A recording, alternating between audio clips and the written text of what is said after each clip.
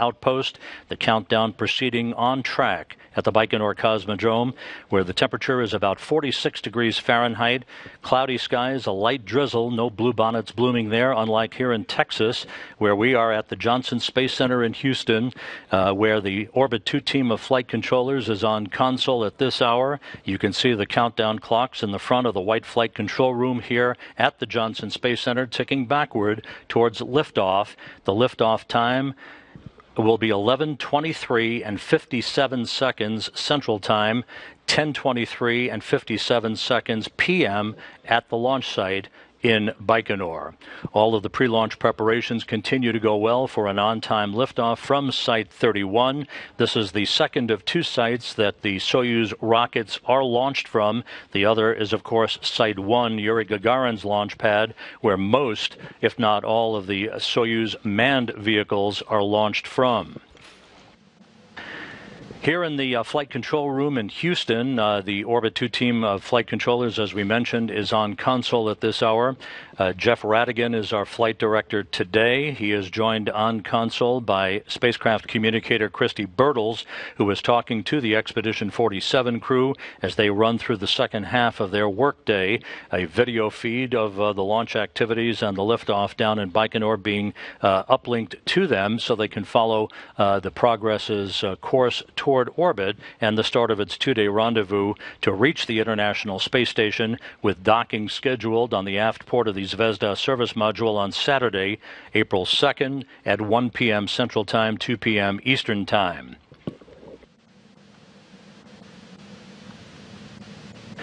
Half a world away at the Russian Flight Control Room at the Russian Mission Control Center in Korolyov outside Moscow.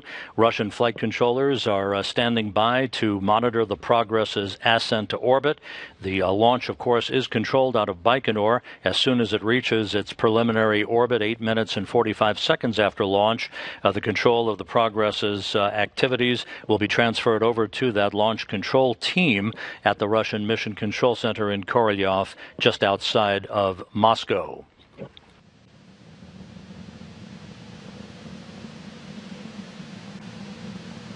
Just over 2 weeks ago, prior to their launch, Expedition 47 crew members Jeff Williams of NASA and Russian cosmonauts Alexei Ovchinin and Alex Gripochka had an opportunity in the integration building at the Baikonur Cosmodrome to inspect the Progress as it was under its final assembly prior to its rollout to the launch pad.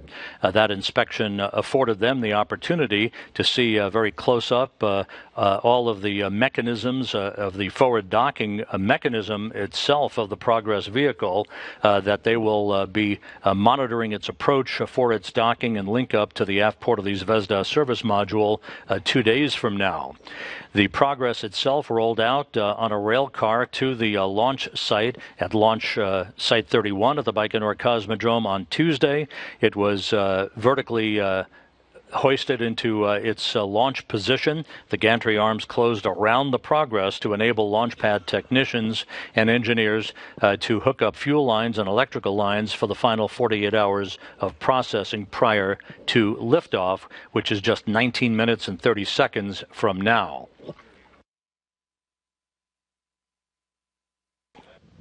Will be launched on June 21st with NASA astronaut Kate Rubins, Roscosmos cosmonaut Anatoly Ivanishin, and Japan Aerospace Exploration Agency astronaut Takuya Onishi. They will be the first, the pathfinders, if you will, to fly a Soyuz MS vehicle to the International Space Station. Again, their launch coming up on June 21st.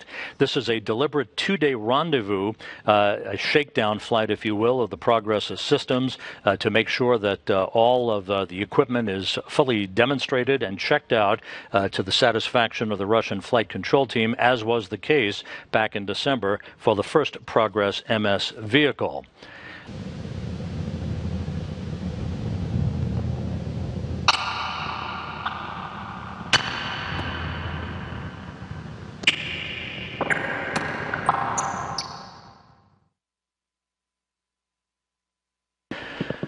On board the International Space Station, the 6 residents of the orbital outpost, the Expedition 47 crew, watching as this video from the pad in Baikonur is being uplinked to them from here in Houston.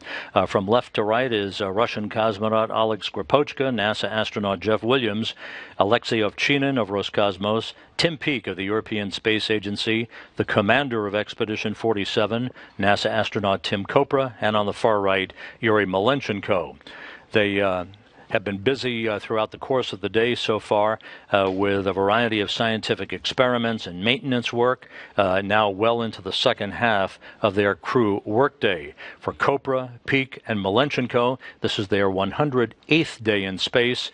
They'll be returning to Earth in June. For Skripochka, Williams, and Ovchinin, they are approaching the 2-week mark since they were launched from the Baikonur Cosmodrome on their Soyuz spacecraft. They are now in their 13th day in space, their mission to extend through September.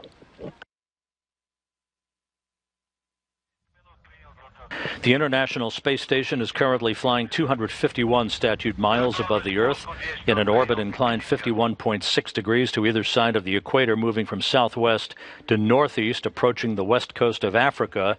At the time of launch, at 11:23 and 57 seconds Central Time this morning, the station will be flying just over northeastern Iraq near the Iranian border.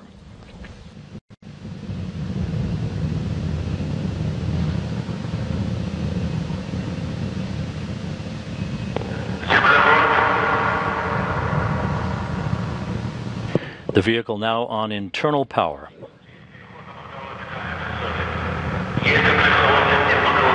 The first umbilical now retracting.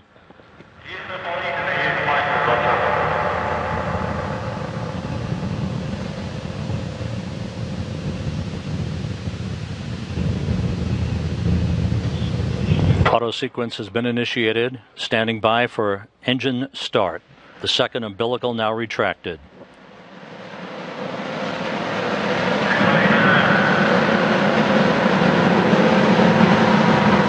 Engine start has been initiated. Turbo pumps to flight speed. And liftoff. Liftoff of the 63rd Progress resupply ship, beginning a 2-day trek to the International Space Station.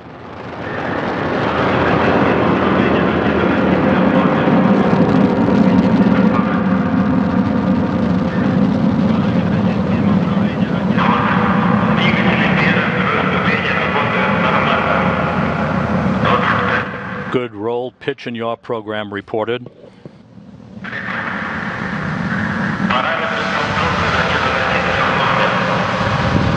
All structural parameters reported to be normal from the blockhouse in Baikonur 50 seconds into the flight.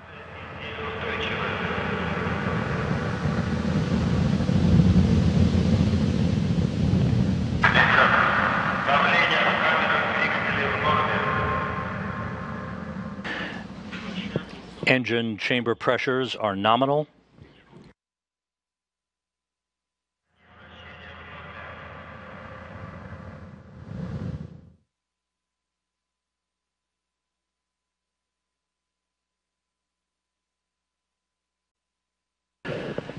Courtesy of Roscosmos, this animation.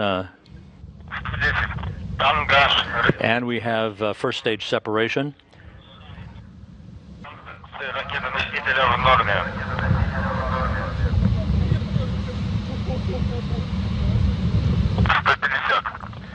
Двигатель второй ступени работает нормально. 210. Параметры системы управления ракетоносителем.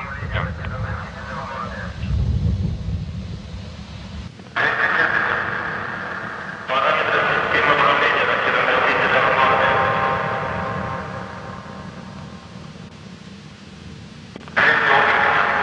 Прошел гарантийный надув бака двигателя 3 ступени.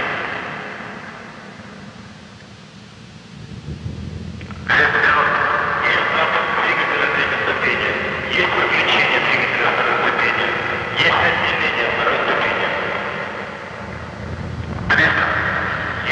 We have second stage shutdown and separation, third stage ignition and launch shroud jettison. 104 miles in altitude, 179 miles downrange from the Baikonur Cosmodrome, velocity almost 9,000 miles an hour.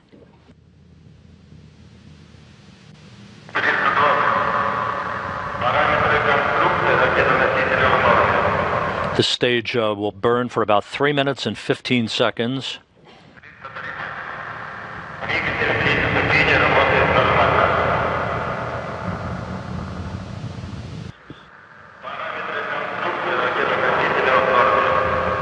Coming up on the 8-minute mark.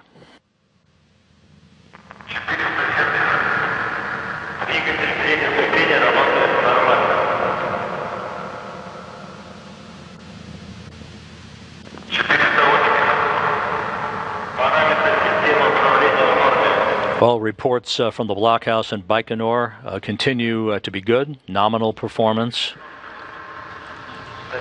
8 minutes, 20 seconds into the flight, about 25 seconds of powered flight remaining.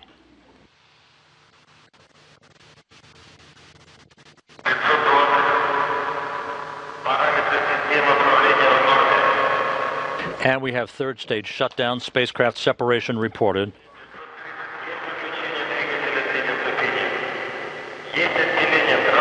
Standing by for array and navigational antenna deploy.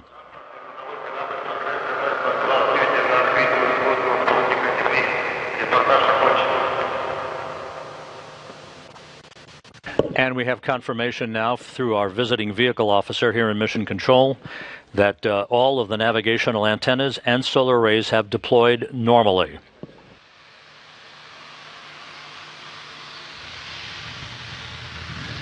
With that, we'll wrap up our launch coverage with a couple of programming notes. All of the Progress's activities, as well as the activities of the Expedition 47 crew on board the International Space Station, will be the focus of our Space Station Live broadcast on Friday at 10 a.m. Central Time, 11 a.m. Eastern Time. On Saturday, we will pick up the ball with our docking coverage for Progress 63 as we go on the air at 12:15 p.m. Central Time, 1:15 p.m. Eastern Time with docking coverage. The docking itself scheduled at 1 p.m. Central Time, 2 p.m. Eastern Time.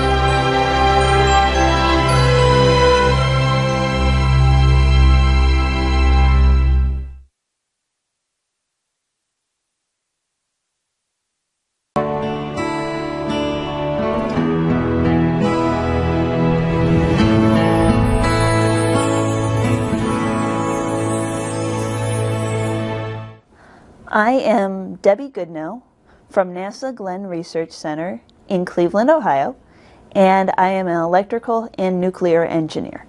Right now, what I'm working on is called probabilistic risk assessment. What I'm using it for right now is on the International Space Station, how often the astronauts injure themselves. There's a probability of an ankle sprain or a wrist injury, and you roll for that, and then you do that 100,000 times. And by doing that 100,000 times, you can get what are the absolute best cases and worst cases of my mission, and then you can plan the med kit accordingly to treat that. Angel was for the Rocket U project. Rocket U is a pilot program at NASA Glenn that brings together early career professionals and lets them take a project from conception all the way to flight. And what our project was Angel. It was a payload launched on a balloon. So the balloon went all the way up to 100,000 feet, which is the edge of space. Released, then our payload fell under drogue chute to 30,000 feet, which is about the height of military-grade airplanes. It deployed a ram air canopy, came down and landed, and we retrieved it.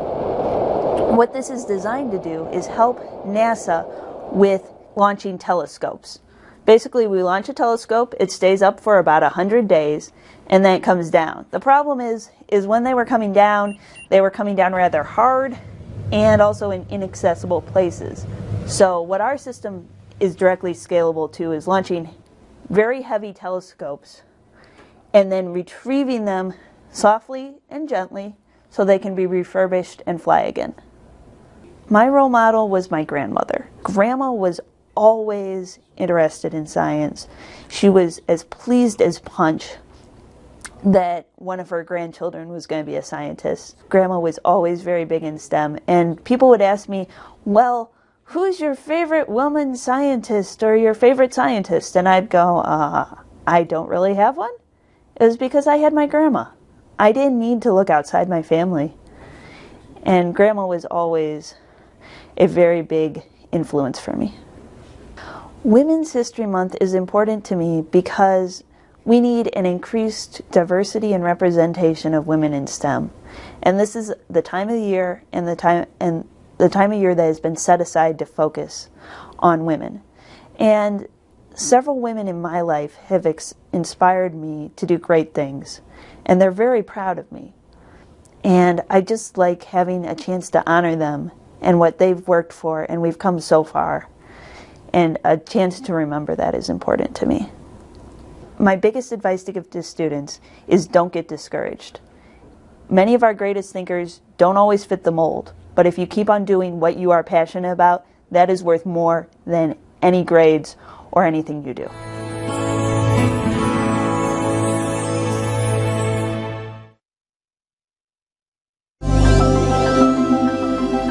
When I was a little boy, we started to land men on the moon.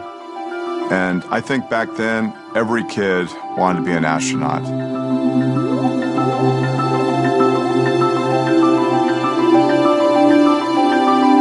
You know, in my family, I was not the space buff. It was actually my older brother. He made all the models. He had a Gemini model on his desk, and he had made the Apollo lunar lander.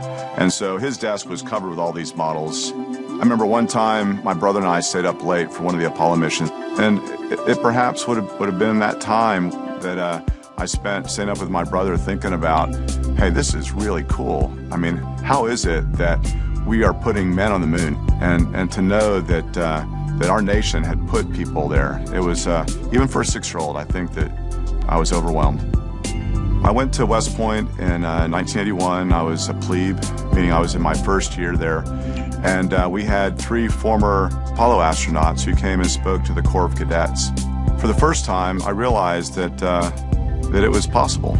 You know, even a young 18-year-old can aspire to these things because here are some role models that were there, had gone to the same school I went to, and were able to achieve that dream. So that was the first time that it became real to me.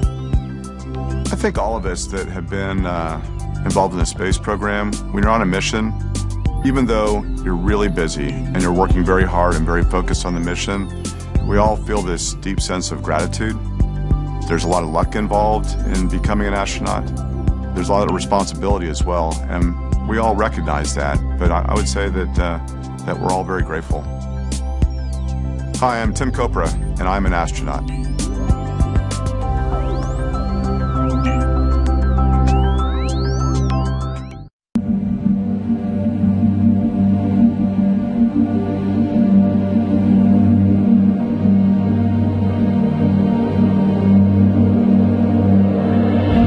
We've come to this program with different backgrounds and different experiences. We have a chance to build upon a new launch capability for America.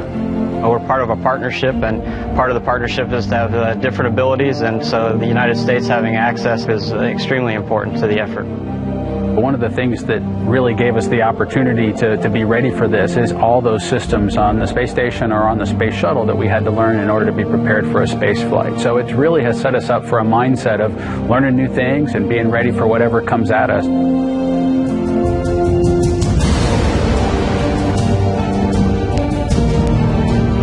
We have a huge team here at NASA, as well as the great teams at SpaceX and Boeing that we'll work with to try to make this vehicle as safe as possible.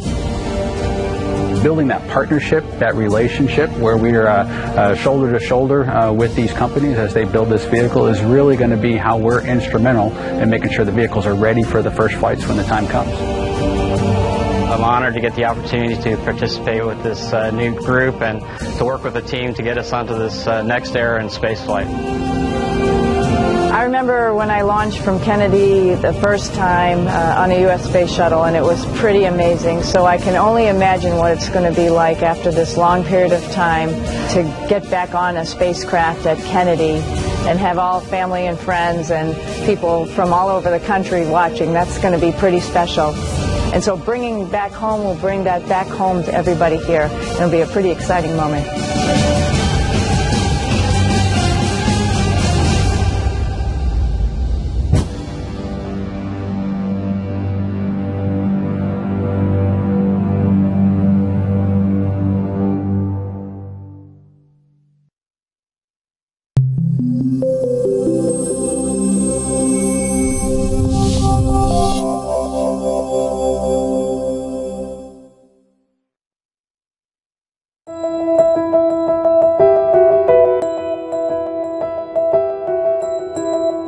Being an educator today is not easy. We here at Heights Elementary School are not here simply to educate our students in the academic realm. It's so important for our students to be lifelong learners, and we have to think about ways that we motivate them to do so. There are so many distractions that we have to compete with. iPads, Xbox, video games, internet. Far too many channels of cable television. What we need is something that kids will be highly motivated about, something to keep them physically fit as well as making nutritionally sound choices.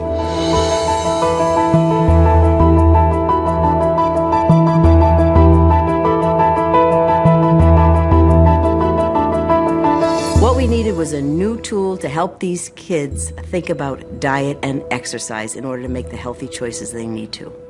I knew what that tool was. It was something that inspired me as a kid and continues to inspire me today. The space program. The importance of an astronaut's physical exercise and proper diet cannot be understated. Not just for the fitness of the astronaut, but also to ensure that they stay mentally focused and productive during their stay on the International Space Station and for future missions, whether it be to asteroids, the moon, or Mars. In response to the rising childhood obesity rate, NASA has developed a series of activities based on astronaut training, and we call that Train Like an Astronaut. Examples of the Train Like an Astronaut activities include things that we do exactly as we do on the ISS: cycling, resistance training, and cardiovascular. And then onto dexterity, putting puzzles together, making healthy food choices, and working as a team. All activities as they truly do on the ISS. Train Like an Astronaut activities are flexible enough to be used in conjunction with other programs like NFL Play 60. What makes this program unique is that we're using the human challenges of spaceflight to inspire as well as motivate our children to make healthy choices throughout their life. We're currently in 24 countries with over 24,000 participants and growing every year. This has expanded to such an incredible opportunity for both myself and for educators around the world to make such an impact on the lives of children, both with fitness as well as nutrition. It was excitement for the whole thing that the students, they weren't just doing exercises anymore. They were training like an astronaut. The true success of this program is the educators. An example of a teacher that has worked and motivated his children is an outstanding educator by the name of Tim Vigorito. This gentleman excited them and inspired them in ways that we never could do it. And with that, he's helping us grow the 21st century leadership that we so desperately need. Mr. Vigorito is extremely passionate about the Train Like an Astronaut program. I think he himself would like to be an astronaut. He comes to life when he's teaching the kids and talking about the program. The kids feel that enthusiasm. We're just so fortunate to have him. Oh, it's truly the case.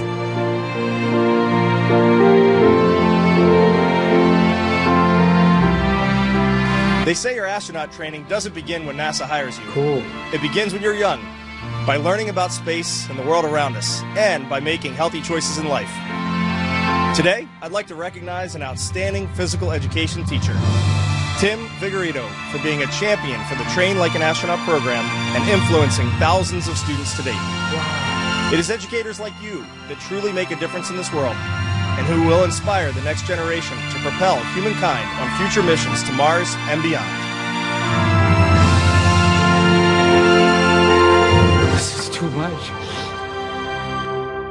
For me, it's become a way of life, and I'm just so thankful to everyone for what it's done for me. I just want to share that with my students. Maybe it'll inspire them to reach a little deeper, or to go a little further, or maybe to try a little harder, whatever it is in life.